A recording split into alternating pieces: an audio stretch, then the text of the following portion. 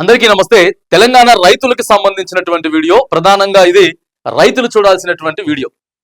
రైతు బీమా ఒక గొప్ప పథకం. అది ఎవరైనా తీసుకురావచ్చు కాక. ఎందుకంటే వైఎస్ఆర్ తీసుకొచ్చినటువంటి ఆరోగ్యశ్రీ ఏదైతే ఉందో ఇప్పటికీ బ్రతికే ఉంది. వైఎస్ఆర్ ఆ పేరులో బ్రతికే ఉన్నాడు. ఎన్నో ప్రభుత్వాలు మారినాయి, నాయకులు మారినారు, కానీ అది చాలా గొప్ప పథకం అని చెప్పారు. చాలా గొప్ప పథకం అని చెప్పారు. అట్లా ప్రభుత్వం అధికారంలో ఉన్నప్పుడు ఏదో ఒక నాయకుడు, ఒక మంచి నాయకుడు ఒక మంచి నిర్ణయాలు తీసుకుంటా ఉంటారు. అట్లనే కేసీఆర్ కూడా రైతు బీమా అనేటటువంటి ఒక గొప్ప పథకాన్ని తీసుకొచ్చిండు రైతులకు. తెలంగాణలో దేశంలో ఎక్కడా లేదు. సో ఇప్పుడు కాంగ్రెస్ ప్రభుత్వం మరి ఏం చేయలేదంటే, ఇప్పుడు కూడా ఫ్రీ బస్ మంచిగానే ఉంది, నడుస్తుంది కదా. సరే, దాంట్లో కొద్దిగా ఇబ్బందులు ఉన్నా కూడా ఫ్రీ బస్ తీసుకొచ్చారు, ఆడపిల్లలు పోతుర్రు వస్తుర్రు, అంత బాగానే ఉంది. ఇప్పుడు రైతు బీమా ఏందనేది ఒక ప్రశ్నార్థకంగా మారిపోయింది. మరి ప్రశ్నార్థకంగా మారిపోయింది. ఎంత గొప్ప పథకం అంటే మళ్ళీ 1కి 100 సార్లు చెప్తా.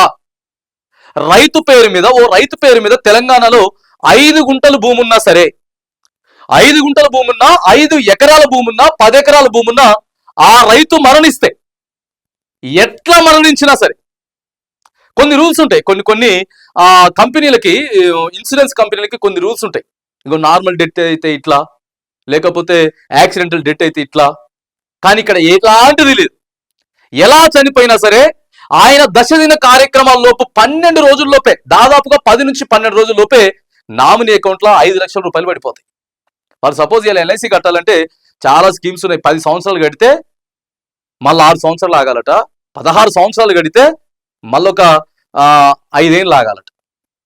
ఇట్లా మనం కట్టుకున్న ఏమెంట్కు 2 లక్షలు కడితే 3 లక్షలు కలిపితే దానికి ఎంతో కొంత కలిపి వస్తుంది. కానీ కేసీఆర్ చాలా గొప్ప పథకాన్ని ఎల్ఐసితో లింక్ చేసిండు. 2 గుంటలున్నా చాలండి. 2 గుంటలున్నా చనిపోతే 5 లక్షల రూపాయలు 10 రోజులలో వచ్చేయడం అనేది మామూలు విషయం కాదు. సో ఆలోచన చేశారు, పెట్టారు, బాగానే ఉంది.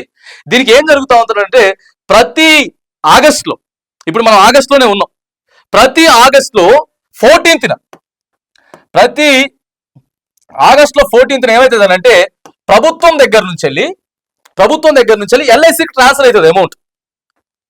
మన ప్రీమియం ఏదైతే ఉందో ప్రభుత్వమే కడుతుంది.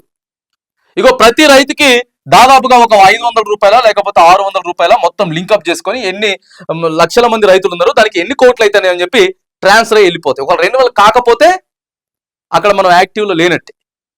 సో ఇప్పుడు కొత్తగా కాంగ్రెస్ ప్రభుత్వం వచ్చిన తర్వాత అసలు రైతు బీమా నడుస్తుందా లేదా అనేటటువంటి డౌట్ సోషల్ మీడియా వ్యాప్తంగా కూడా నడిచింది. ఎందుకంటే దీంట్లో ఎక్కువ ఎస్సీలు, ఎస్టీలు, బీసీలే చనిపోతారు తెలుసా. ఎక్కువ రైతులంతా చచ్చిపోయేది వీళ్ళే.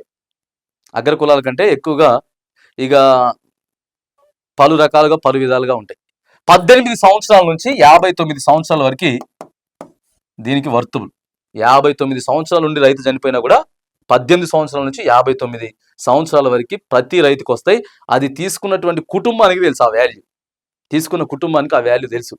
నువ్వు ఏం కట్టకపోయినా కూడా, నీకు నీ పేరు మీద ఎలాంటి ఇన్సూరెన్స్ లేకపోయినా, ఎలాంటి స్కీమ్స్ లేకపోయినా కూడా బాజాప్తా ఉత్తగా నీ పేరు మీద పట్టా పుస్తకం ఉంటే చాలు 5 లక్షల రూపాయలు వస్తాయి.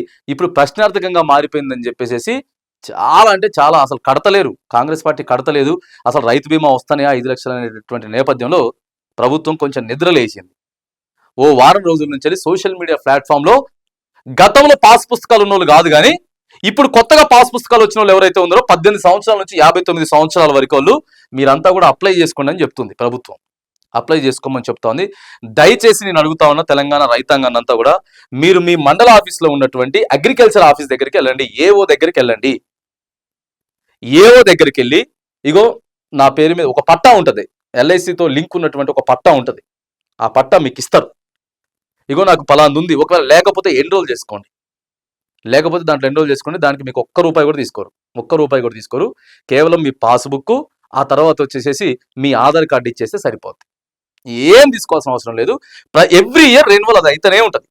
కాకపోతే మన బాధ్యతగా మన ఆఫీస్ దగ్గరికి వెళ్ళేసేసి ఇగో మాది ఉందా లేదా ఒకసారి చెక్ చేసుకుంటే వాళ్ళు చెప్తారు. రైతులంతా కూడా దయచేసి చెక్ చేసుకోండి.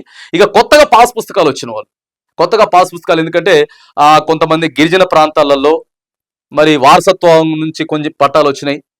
సో ఇట్లా ఎవరెవరికైతే పట్టాలు వచ్చినాయో, మీరు రైతు బీమా ఎన్రోల్ చేసుకోలేదో 14వ తారీఖే లాస్ట్ డేట్. 14వ తారీఖు మళ్ళీ ప్రభుత్వం ప్రీమియం కట్టబోతా ఉంది కాబట్టి సో ఇది కాంగ్రెస్ ప్రభుత్వం కూడా రెన్యువల్ చేస్తుంది.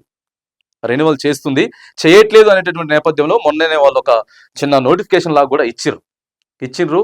ఆ నోటిఫికేషన్ అంతా కూడా మొత్తం సోషల్ మీడియాలో వైరల్ అవుతా ఉంది. కాబట్టి అందుకే రైతుల కోసం ఈ వీడియో చేస్తా ఉన్నాం. ప్రధానంగా రైతు బీమాను ఎవరు కోల్పోవద్దు. మీ పేరు మీద ఉన్నదా లేదా రైతు బీమా, దయచేసి ఒకసారి అయితే చెక్ చేసుకోమని చెప్పేసి తెలంగాణ రైతాన్ని మనం మరి వేడుకుంటా ఉన్నాం.